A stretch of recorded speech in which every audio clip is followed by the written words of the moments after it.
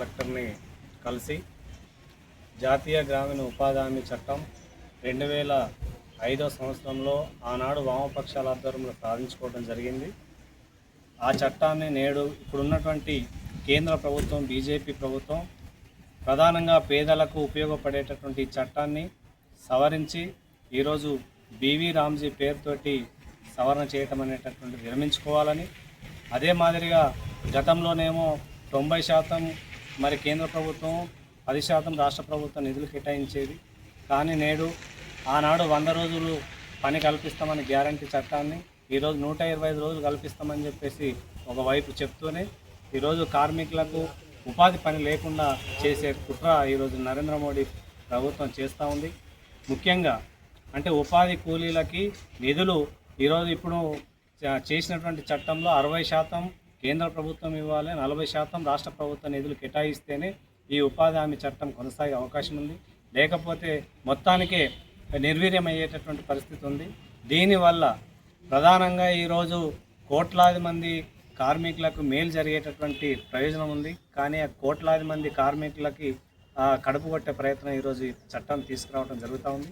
అంతేకాదు ఈరోజు కార్మికులు అనేక సంవత్సరాలుగా కొట్లాడి సాధించుకున్నటువంటి చట్టాలని ఈరోజు 4 కోట్లుగా తీసుకొచ్చి పెట్టుబడిదారులకు అనుకూలంగా మార్చి ఈ రోజు నుంచి ఇంప్లిమెంట్ చేయటాన్ని మానుకోవాలని, అదే మాదిరిగా ఈరోజు రైతులకు ఉపయోగపడేటటువంటి విద్యుత్ ఫ్రీ ఉన్నటువంటి విధానాన్ని సవరించి ఈరోజు మీటర్లు పెట్టాలి.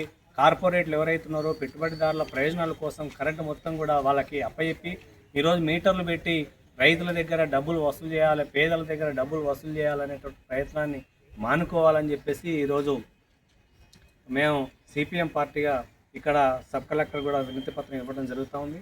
ఒకవేళ ప్రభుత్వం ఇదే రకంగా కేంద్ర ప్రభుత్వం కనుక వ్యవహరిస్తే రేపు రానున్నటువంటి రోజుల్లో రైతులను, ఉపాధి కూలీలను, అట్లాగే కార్మికులను కలుపుకొని పెద్ద ఎత్తున దేశవ్యాప్తంగా ఆందోళన కార్యక్రమాలను కూడా నిర్వహిస్తామని చెప్పేసి సందర్భంగా హెచ్చరిస్తాం.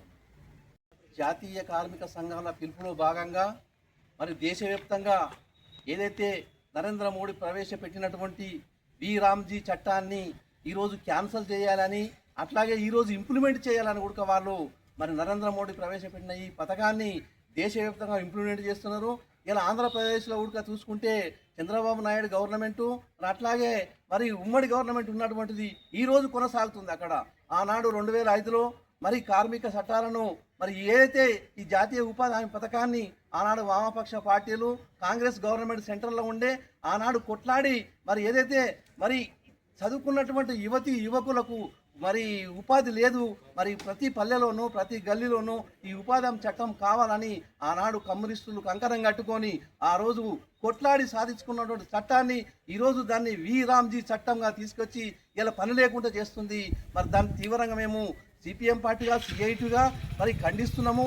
ఇలా అన్ని మండల కేంద్రాలలో ఎంపీడీఓలకు, కలెక్టర్లకు, గ్రామ పంచాయతీ కార్మికులకు కూడా, గ్రామ పంచాయతీ సర్పంచ్లకు కూడా ఈ యొక్క వినతి పత్రాలు ఇచ్చి ఈ చట్టాన్ని తక్షణమే రద్దు చేయాలని సిఐటిగా డిమాండ్ చేస్తున్నా. మరి ఏదైతే విద్యుత్ సవరణ చట్టాన్ని కూడా రద్దు చేయాలి.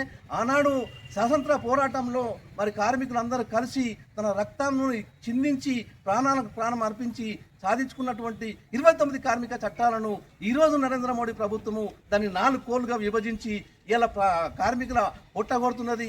అట్లాగే రైతులు పండించిన పంటకు ఎంఎస్పి ఇవ్వకుండా మరి గిట్టుబాటు ధర ఇవ్వకుండా వాళ్ళని కాలయాపన చేస్తున్నది. మరి ఏదైతే ఇప్పుడు నరేంద్ర మోడీ ప్రభుత్వం తక్షణమే ఈ చట్టాన్ని ఉపసంహరించుకోవాలి, లేదంటే కార్మిక సంఘాల ఆధ్వర్యంలో దేశవ్యాప్తంగా ఈ పోరాటాన్ని కొనసాగిస్తామని ఇలా సబ్ కలెక్టర్ గారికి ఈ కార్మికుల సమైక్య మేళనలో ఈ యొక్క వినతి పత్రాన్ని వారికి ఇవ్వడం జరుగుతున్నది. ఈ సమస్యలను కూడా వారికి వివరిస్తామని సిఐటిగా